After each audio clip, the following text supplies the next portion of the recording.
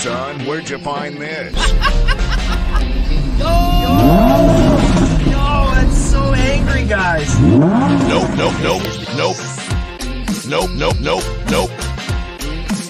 Hey, that's pretty good.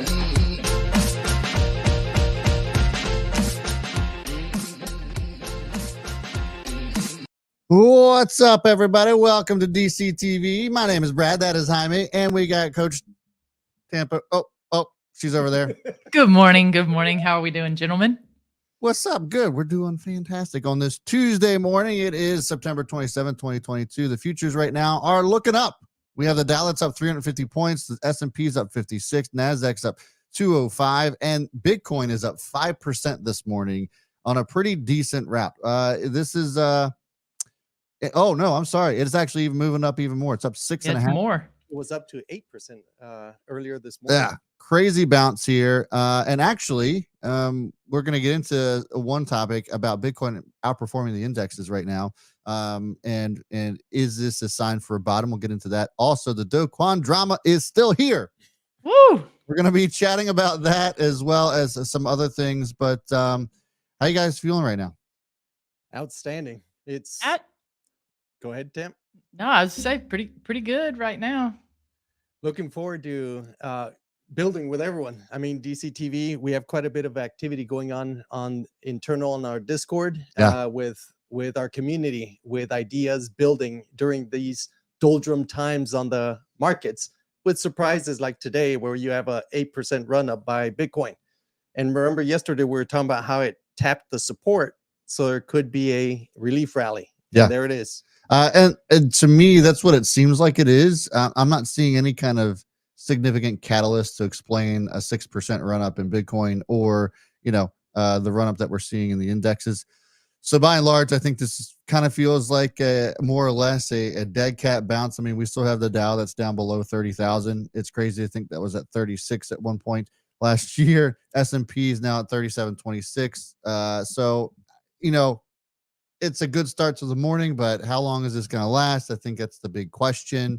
Lots of headwinds still in the overall market, and I think that that's going to continue to loom over everyone's head until we get confirmation. Yeah, I don't know, guys. I'm going to throw something at you that I was reading, yesterday and early this morning. But there are some people out there that are making a good point for this rise in the price of Bitcoin, talking about how it is obviously denominated to the dollar, which could more or less have more to do with price than we think. For instance, right? So this person made the argument that especially overseas, and he was looking at the Great Britain pound at this point, when things start going down and we start getting into bear markets, most people go into dollar denominated assets. A lot of times that's real estate, which can be expensive for most people. So they might go into gold or silver, but he was saying that people are starting to figure out that gold and silver do not travel very well the way that we all know. It's one of the problems of metals, as an asset. He used the example of the Ukraine as being the most recent one, where if you are in a country like that where you have violence on the docket, grabbing your gold and silver and hauling ass out of the country is not necessarily a viable option for you. So they were looking at things like Bitcoin instead, where you can just keep your seed phrase in your brain or grab your tiny ledger and haul ass in a much easier manner than gold or silver. So what this person said, their argument, which I did say, okay, you may have something there, is that if you look at currencies that are on the downtrend, most notably the pound, he looked at, I believe, a month-long time frame from like September 17th to the current day. So a little over a month time frame. If you look at that time frame of the Bitcoin price rising relative to the US dollar, it was somewhere in the neighborhood of 10%. But if you look at that exact same time frame on a chart relative to the pound, it was up 17%. So again, just something to be said for the fact that, again, Bitcoin's starting to turn into the hedge that we all know it can be, but in places where their currency is super devaluing or they're in, violent times, there's something to be said there that if we're only looking at price in the dollar, we could be missing a big chunk of the whole point of Bitcoin right now. And that's so important. That's such an important concept that everyone should understand. The challenge, I think, in the understanding of that model that you're speaking of, Tam, is the States has not been through recently a time where your store of value, everything you've worked for, is taken from you. So imagine in terms of Ukraine or anything, capital flight of capital, the governments will tend to lock it down to where you can't export it, versus with crypto or Bitcoin in this case, you can actually convert it to Bitcoin and take it with you wherever you go with that phrase. With just a phrase, all of your store of value is only yours, no one else's. So in Argentina, Zimbabwe, so many other places where you're seeing Bitcoin adoption, despite Bitcoin's drop, they're still adopting Bitcoin, is because they understand that, where you can put it into your own possession, that no bank, no government, no nothing can take it from you unless you give up that phrase.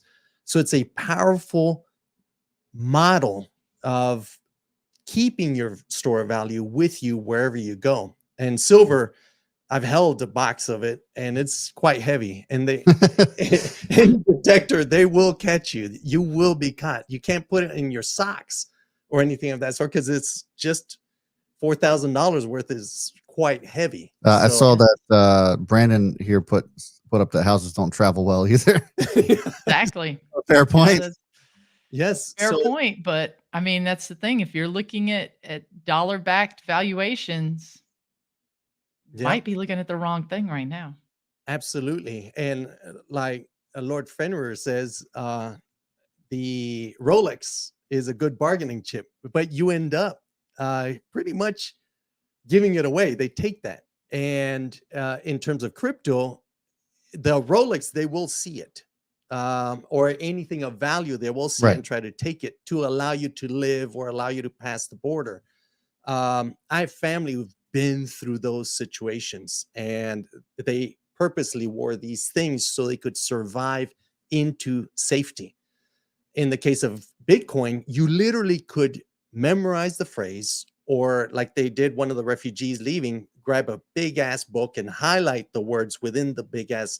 I don't know if War and Peace will be practical, but you know, a big book where you could, it looks like you just notated everything, but only you know where your words are. Right. To help you remember if you're old like me with gray hair.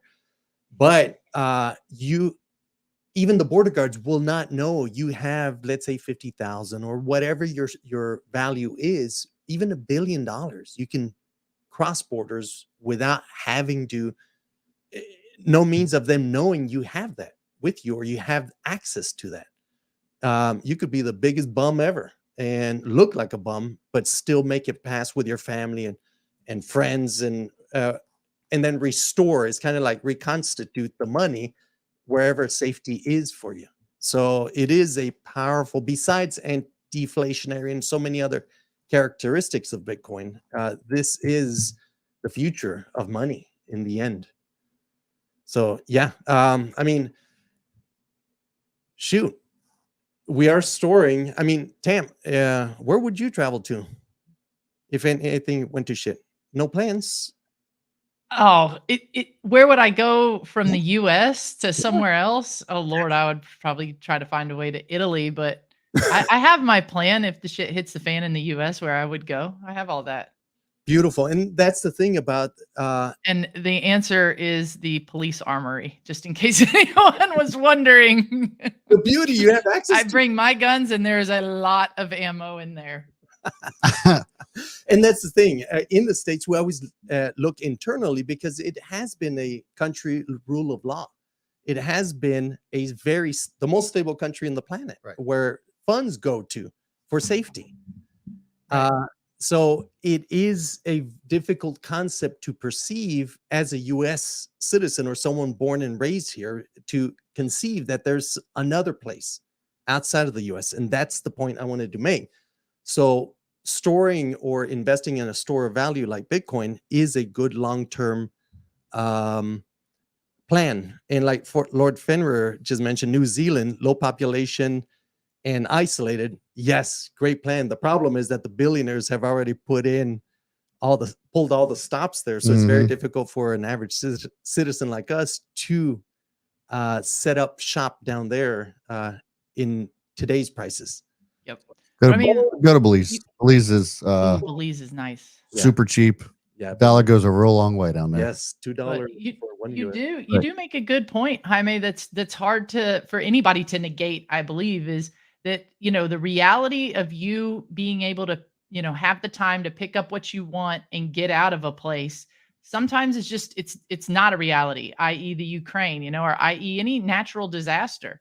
So there is a place in every single home to have some Bitcoin on a ledger that you can easily get regardless of where you are. You don't have to grab your ledger and go. Like you said, if you have your keys in a place that is safe and that you can access them, whether it's personally, which is going to be the most safe, or remotely, then you have at least some value wherever you are. So I don't think you can necessarily claim to be a prepper or a doomsday person, or just have your, ducks in a row for worst case scenario and not have Bitcoin on a ledger, or at least some sort of cryptocurrency on a ledger that you could access from anywhere without having to grab a thing. So I think that's got to be part of everybody's, overall big picture plan, because you never know what could happen.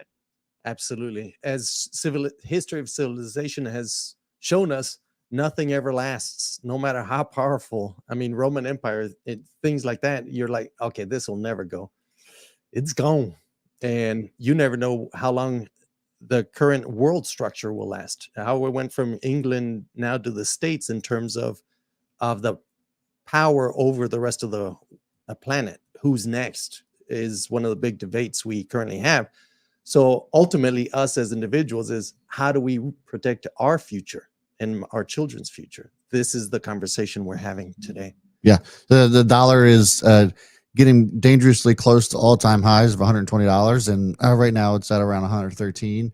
I think the stronger that gets, obviously, I'm just kind of being Captain Obvious here, the stronger that gets, the more it's going to crush the global markets, and then it's going to just fire right back at us. Yes. So it's not good for anybody, and there's definitely that hedge opportunity with Bitcoin. Looking at this right now, this is the weekly chart, your Fibonacci weekly chart, and it's bouncing perfectly off of that lower fib. Yes, as we noticed yesterday, that's where it took a break and closed just above that support line. So of course now we have a potential to reach all the way up to 23,600 more or less. And that's where we can see, like I said, we always want to confirm where we're at. Yeah. So not just, guys, this is the bottom, let's go, baby. No, now we look for confirmation before we truly enter the market. So let's say the buys I want at 13,800 never occur. Well, I'm looking at that level to see if it reaches it as a support level. This is one method. I love Boston's method also, which I have horizontals on other charts, which is where people are stuck at or people are at. If we can pass those, then we have confirmation of growth. You mean Donfran? Donfran. Who did I say? Boston. I was like, he knows charts like that? No. My apologies, both Dons. I meant Donfran. So these are things we look for in the charts is, okay, confirmation of what's next. And there's a side conversation going on here. Okay. So we were talking about New Zealand, and Lord Fenrir said we'll just eliminate them. And then then Brandon said tickle fight is more effective. Destroy their honor by losing tickle fight with adversary, which is very Brandon like, because he's such a lover, not a fighter. And then, but we have the fighter that will go to battle for That's us. Right. And Lord, he was the Viking of the group. So oh yes, yeah. I love Brandon, but I'm going to side with Lord on this one. I'm going to take my axe too. Yeah.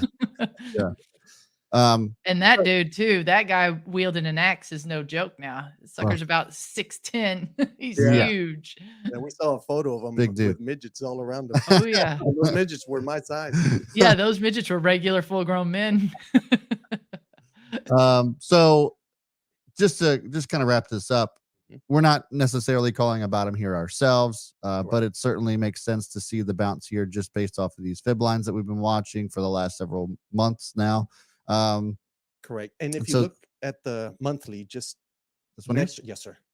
That next chart, we're now seeing on the monthly. This is the pop of it all. The more important than the weekly. The weekly is not as important as the monthly. The monthly at this moment, we have an indecision. It's showing some candle. potential support, I would think.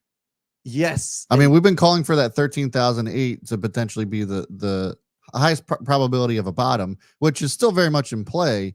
But looking at this over the last 3 months and now going into the 4th month, it's looking like that $20,000 mark seems to be holding quite well on that monthly chart. Yep. Absolutely. It just is sticky. Yeah. Yes. And if you know, notice- and sorry, but I mean, I always bring it up. I mean, look at what we're 45, 50 days out from midterm elections. And the Biden administration just tweeted out the other day too, that they were watching the markets.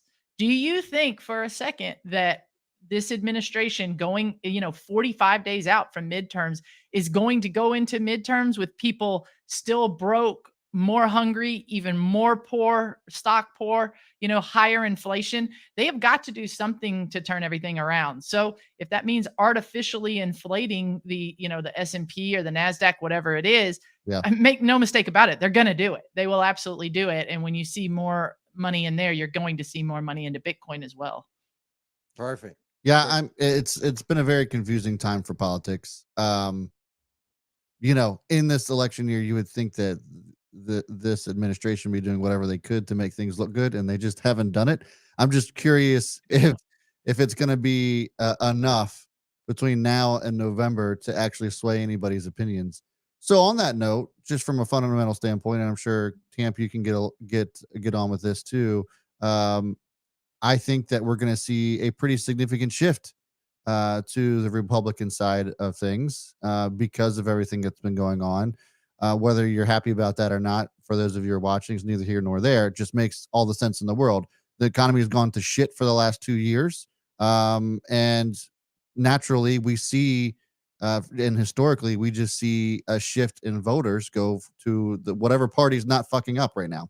And so when you see that, I think that we'll actually see a pretty decent run up if that ends up happening. We see a huge shift to the right. And that bodes well for Bitcoin. That bodes well for the indexes, your stocks, that sort of thing. It'll just depend on what happens shortly after that. And we've talked about that too from a geopolitical standpoint with Russia, Ukraine, and all that. There's still plenty of headwinds.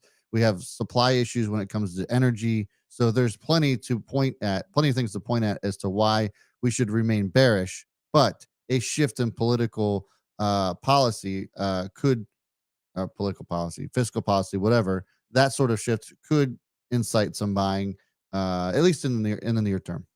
Yeah, I mean, I agree with you completely. And I think at this point, it'll be just kind of a pattern that we see. I mean, at this point, Bitcoin is very much a bipartisan issue. I think everybody thinks that it needs to be regulated, but the regulations we have seen thus far are pretty overreached and pretty hardcore. They need to back off a little bit on that. But for whatever reason, people think when Republicans take office that all of a sudden, like you said, the monetary policies will increase as well. And it'll make all the more sense. And then people can spend their money because Republicans will save them money at the governmental level. I'm here to tell you it does not matter either party at this point. But you do have a point, Brad, in terms of pattern. I think that will happen. If Republicans start taking over chairs, the House, the Senate, in the House and Senate, I do think that you're going to see a run up overall. But make no mistake about it, no one is here to save you. You have to save yourself. And both parties, I believe, have shown overwhelmingly that they cannot be trusted. So, the reason why I can't really say it, but there is a pattern there. Yeah, absolutely. Yes. And that's what like Brandon just said, they want to be left alone. In other words, we got to help ourselves, but leave me alone. Let me build my future without putting obstacles, glass, nails all over the road. I'm trying to build a future Exactly. forward. So absolutely. Exactly. So funny how everybody wants to do that to you. Just put shit in the way. So before we get into the next topic, guys, just wanted to invite you guys to check out, I just put it in the chat as well. Check out our Discord. The link is in the description there. We are in a bit of a transition mode, trying to get everything over to DCTV as a bit of a rebranding, if you will. And so go check us out at our DCTV Discord. It's absolutely free. You can come in and share ideas, thoughts, and opinions with everybody who's in there. And it's a great place to be. And meanwhile, you transition, or we're not transitioning. My apologies. Just to be clear. We would still love you if you did. Though, very much owning my manhood. Thanks. Definitely weird, but we love you nonetheless. You're not a bad person. It's just I no longer relate to you. It's just what it is. It's life, man. Hey, I mean, in certain ways, I guess. The most Viking looking lady. As long as you're happy, bro. I lost my football watching buddy. Now what? Now you're gonna go like play Barbies and shit. Now what am I supposed to do? So we will have Peter on Friday to literally show us what we're evolving into. And it's not really evolving. We've always been there. We've always built community through DCTV, but we're structuring and aligning everything for growth, for explosive growth down the road. That's why you're seeing the change of the name and the alignment of our verticals, so we can all co-build together towards a better future. We're removing the glass, the nails, and everything off the road to make things easy for any startup to get involved. So join us on Discord, and we'll see you there for sure. All right, good stuff. So, Tam, the Do Kwon drama continues. And let me tell you this. I am so glad that I said we need to chill and not say too much about the imminent announcement of Do Kwon's arrest. You said yesterday it was fun. Dude, listen to what came out after we streamed live yesterday. So apparently Interpol, which is 195 collective countries, is looking for Do Kwon, this, that, and the other. So I was like, man, let's go check this out. And I don't know if you can pull it up, Brad. Yeah. But I went to the Interpol website, especially because I do follow Do Kwon on Twitter, and saw that he tweeted yesterday. He tweeted that he's absolutely cooperating, that he's in his house coding, that he goes to the mall, and that he seriously finds it impossible to believe that somebody out of CT or crypto Twitter has not seen him. Yet here's this guy with these Interpol warrants, right? And it's supposed to be so bad and this, that, and the other. Well, I went to the Interpol site and I did a search.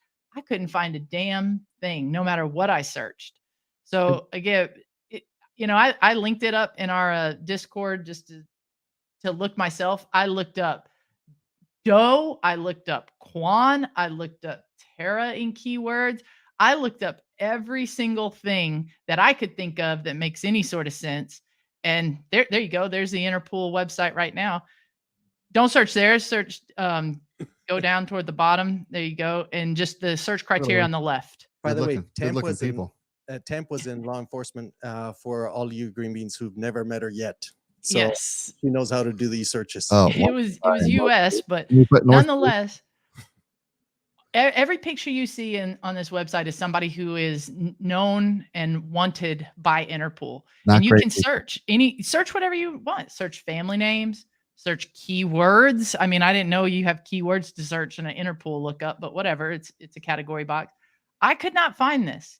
And then here you have this same guy talking about, I'm here, contact my lawyers if you need me.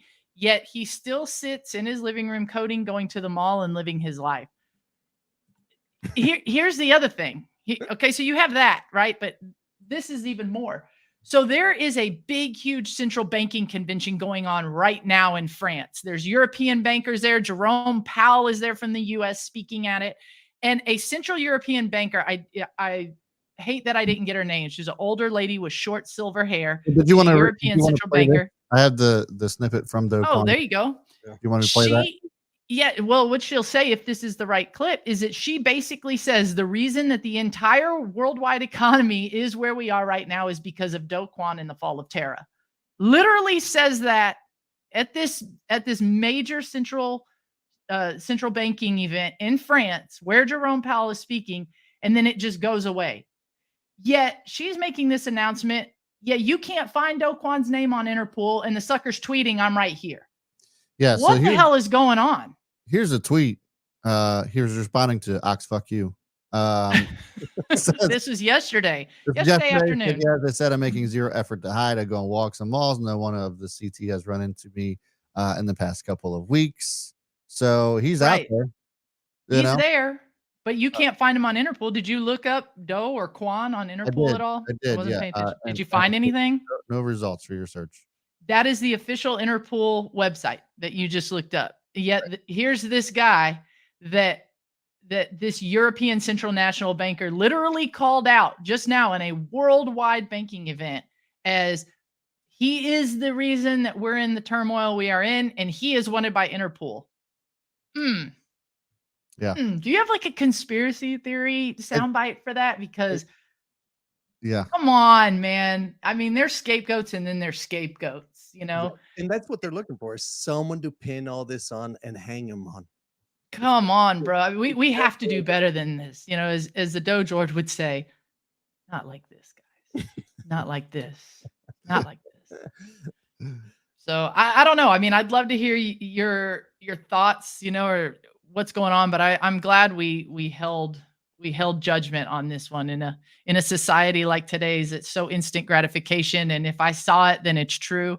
I'm glad we reserved judgment, because this one just stinks to me. Absolutely. And do your own research. That's the there's Peter. We have to do better. Not like this.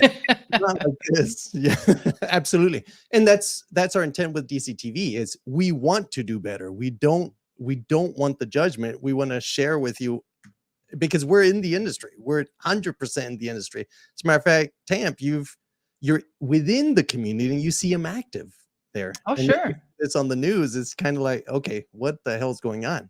Yeah. NFL politics, in the end, it will end up, they're looking for someone to hang over this. Next group that they're going to hang this on, and they may have earned this, but we'll see, is the USDT Tether with the New York State and these others. You're going to it will always be somebody else's, not the central bank, not the Lagarde who did this announcement. It'll be someone else's fault in the end. Yeah.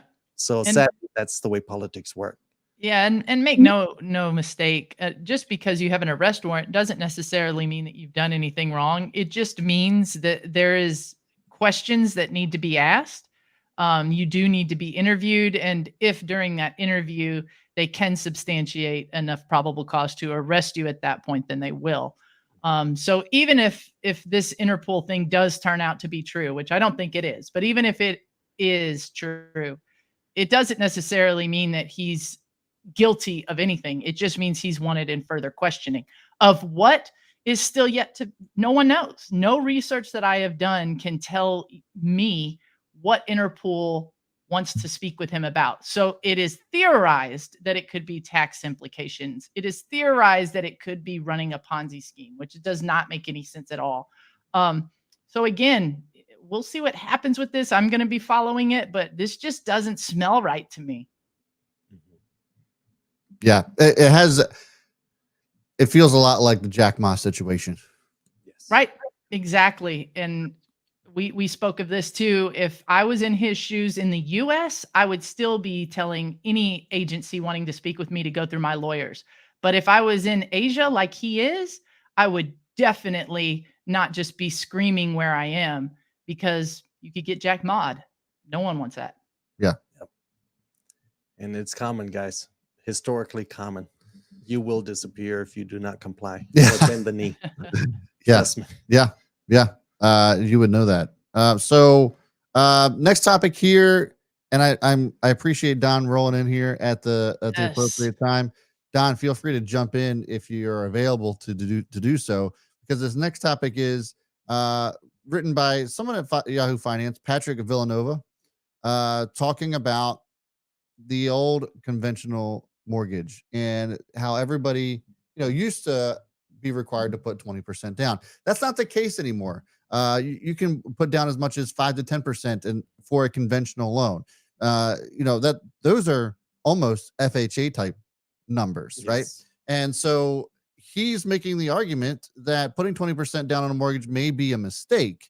I'm just curious as to why this would be a mistake, Don, if you are listening, and if you can hop in, cool. If not, no big deal. But I just kind of thought this was an interesting take on this. He said, assume this, the author here says, assume a 3% interest rate for the mortgage, which is more or less for the current national average. Our analysis also won't include property taxes or homeowners insurance, but it'll include private mortgage insurance. This surcharge known as PMI will apply to mortgages as a 10% down payment. That's referring to the FHA and that sort of thing. Lastly, we'll assume that any hypothetical money invested in the stock market will average a 10% annual rate of return, since that's approximate historical average. So the argument that's being made here is that rather than putting 20% down on a house, you put that 5 to 10% down. That's the minimum requirement now for conventional loans. Take the money that you would be putting in 20%, the rest of that, and putting it into the stock market, because you're going to make more money investing that into the S&P 500 essentially than you would on your home.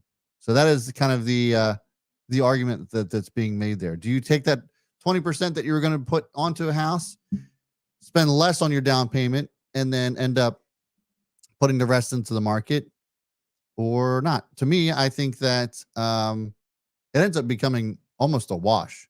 When you account for the extra money that you're going to spend on your mortgage, when you account for, and there's no guarantee that the amount of time that you have that money in the market is going to yield you 10% year over year. Correct. You also have taxes that you're going to have to end up spending on those gains as well. Yep.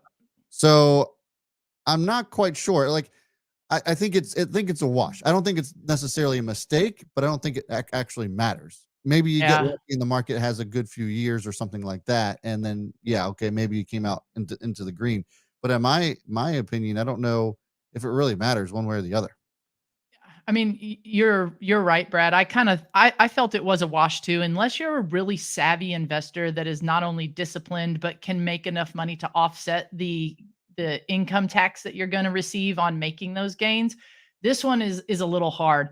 I think anybody who can afford 20% as a down payment on a mortgage would be wise to do it. Why? Kind of like what you said it and forget it. I mean, the time frame that the data Lord asked is going to be a 30-year mortgage. So they're talking about over 30 years, taking the difference you would pay in mortgage, whether you put 10% down or 20% down, investing that into the stock market would capture you more gains. But in the example that they used, it was only about a $30,000 difference. Not saying that's chump change, but again, there's a lot that can go wrong. It's not a huge window of opportunity for a missed trade, a bad trade, a possible big capital gains tax to really just offset. I mean, $30,000 window isn't that huge. So I think this article is more about, in my opinion, 20% down is premium. That's awesome. If you can do that, do that. But if you can't afford that, because a lot of people can't, I just think it's saying there's other ways to do it as well, that you can put 10% down, pay the PMI. It's going to go away anyways once you hit 20%. And just have your hard asset. That's it. It's showing you that you don't have to have 20% to buy a house, which Don's argument here was that why put more down unless you wanted a specific mortgage each month? 10K gets you the home. Why put 20K in when I can use that 10K to make more? So he's kind of siding with this guy here, and makes it another valid point is that I'd rather buy 5 houses with 20,000 down total rather than the 100K down on one house. So as long as you can put the money to work that you're saving or right, not putting as collateral, if you can put that money to work in a productive way, it makes sense. Yeah, this is assuming you have the discipline to do that. Yes, exactly. I think that's the key of this article is, okay, yeah, you can make more, but if you're really not going to touch that for 30 years. Correct. Correct. And on the asset side of the house, you have 500, 250, if it's your homestead, of course, you have $250,000 or $500,000 as a couple to then, without paying taxes, reinvest it into your next home. Yeah. And I think too, you got to look at what kind of houses you're buying, because Don makes some really good points in the chat. And if I can buy 3 homes that I'm renting out, and pay less down and actually get 3 houses. He mentioned inflation, which is absolutely true. Like, by the end of the 30 years, the inflation numbers for buying your next house are not going to look anything as good as it would have been if you'd have bought, 2 or 3 at the first go round. But Right. if I can buy 2 or 3 homes that I just intend to rent out, then I agree with Don 100%. Like, just pay the least amount you can, secure the assets, do what you need to do there. But if I'm looking for myself and my family and I want a little bit nicer home, then I'm going to be looking at higher priced homes.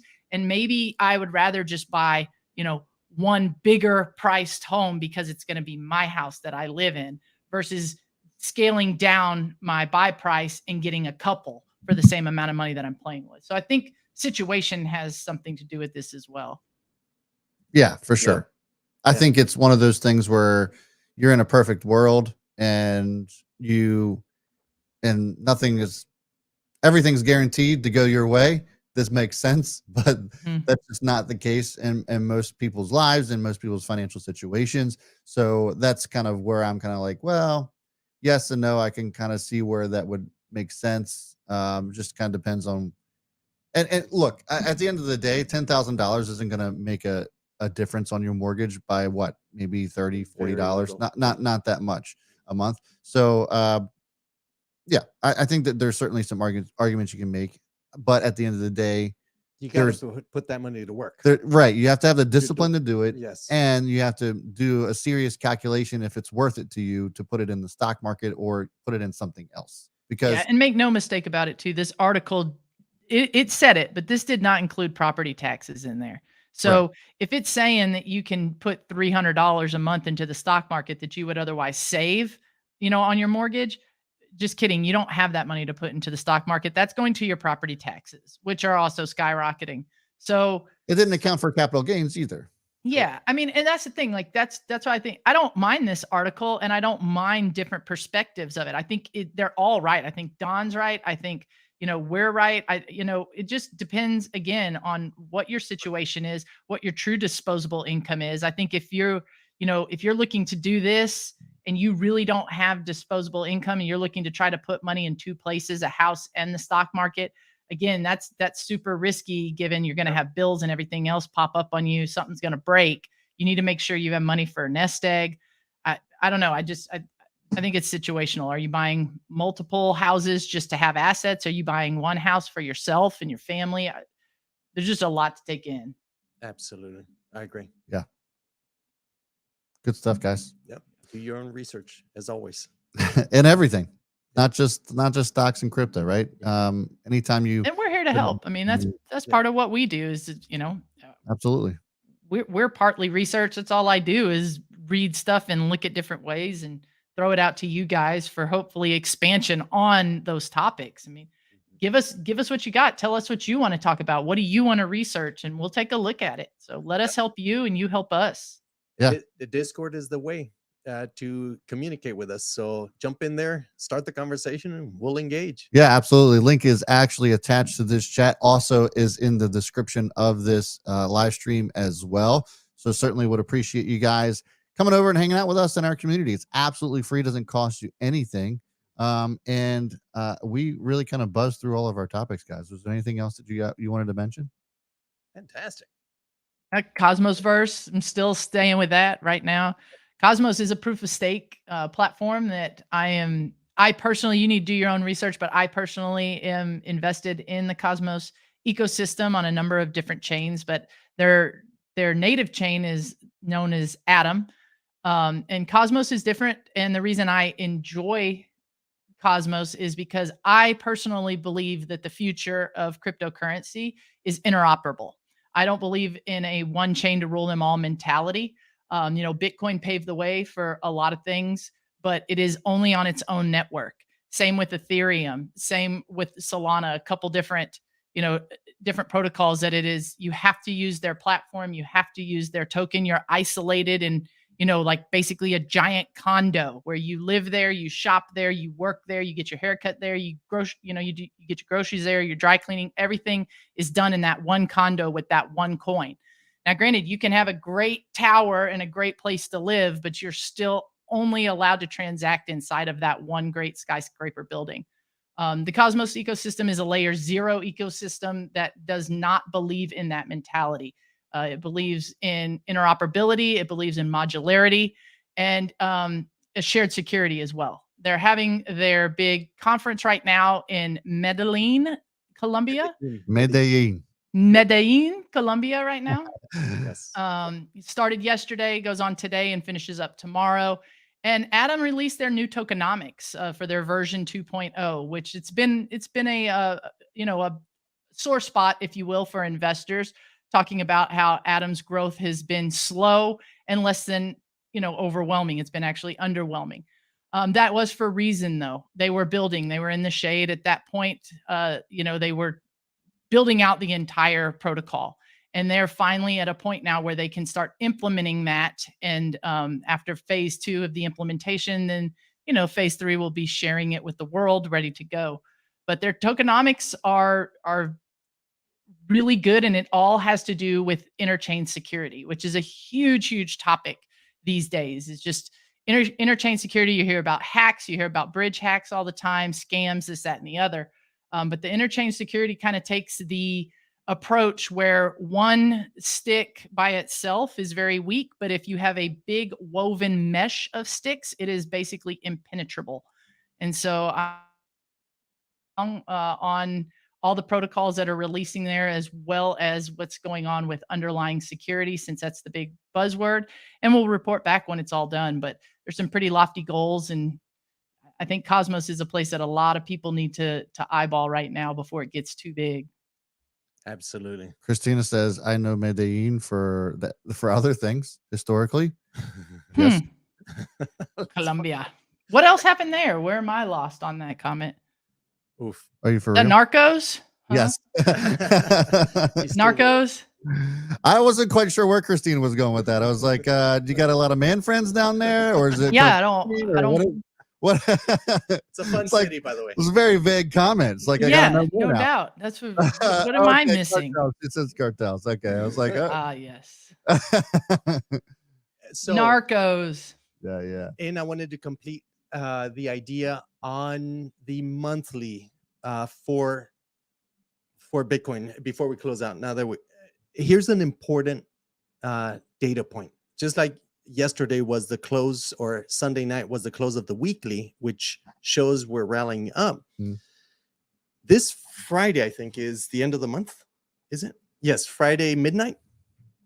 If Bitcoin closes above 22,000, if it closes above 22,000, it will confirm this green 50 moving average as support. Meaning this could continue going up. If we close below this green, which we'll cover when we get there, then it's confirmed. The green line is confirmed as resistance, which could show a fall for Bitcoin. So it's very important from today till Friday midnight that we close above the 22,300 price mark. So we'll watch that through the week and we'll keep you abreast of that. So that's one of the next signs we're looking for confirmation. Did we hit the bottom or not? It's the closest one we can watch. That's it. Perfect. Yeah. Thank you. Awesome. Good stuff today, guys. Really appreciate you all tuning in this morning.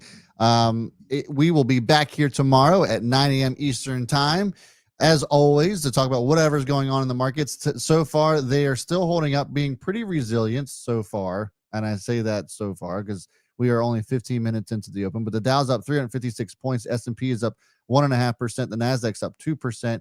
And Bitcoin is holding its gains pretty well. It's up almost 6%. It's pulled back just a little bit since the show started. But those are your numbers heading into the rest of the day. happy trading out there, guys. We certainly appreciate you tuning in. Make sure you check out the link in the chat as well to come check out our DCTV Discord. We can't wait to see you tomorrow. Until then, hodl. See you then. Boom, baby. Let's go.